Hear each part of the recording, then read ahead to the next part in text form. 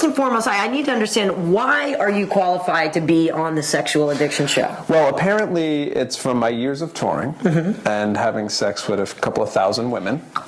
Yeah, and listen, I think I'm a product of of my environment, right? Because you're, offered sex from all these girls. But that was basically when the idea of having me on the show. Okay. That would pretty much qualify me, if you will.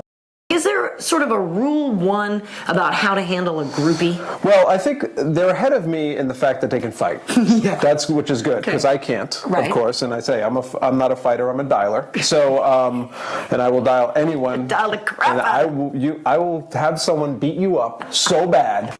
So that's good, because I've been in situations where husbands have come home, and now let me. I'm not that bad. I didn't know they were married, because a lot of girls on the road, and this is what number one. Right. They'll say that they don't have a husband or boyfriend, and you'll find yourself in weird situations. So rule number one is never go to their houses. Okay. Ever. Okay. Ever. Because, in the beginning, when I started touring, I'd be like, okay, yeah, well, bus call is not till 9 a.m. the next day. Okay. Hey, I'm going to go to this girl's house.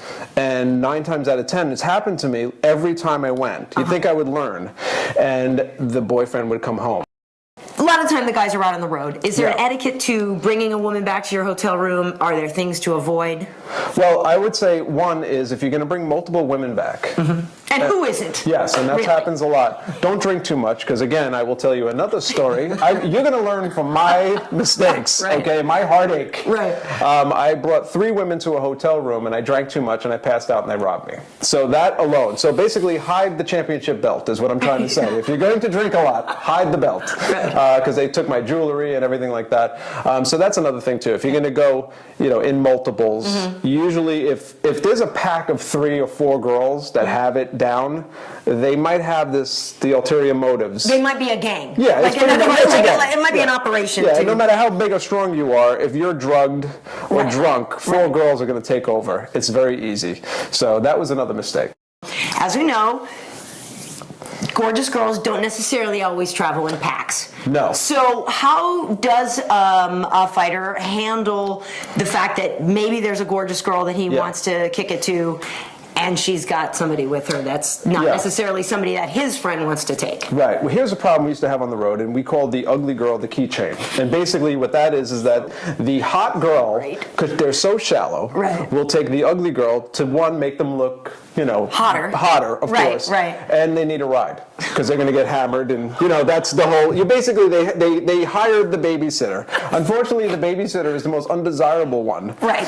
And usually gets really mad when they hear her moaning in the back. Oh. So she's the one pounding on the back door. Right. Now at this point, you kind of got to use your rock star pull and make one of your techs, your roadies, or your tour manager. Right. So the fighter can have the manager, the cut man. Yeah. The cut man especially, because no one gives a crap about the cut man, right?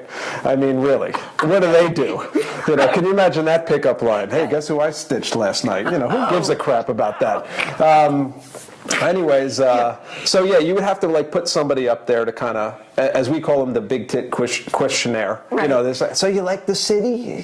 Where you going tomorrow? We care. Meanwhile, the background right now I'm going on your hot friend. Right. You just shut the hell up. So it was that thing. So definitely have someone to stop the roadblock, if you will. Okay. Yeah. All right. That's always good to know. Yeah.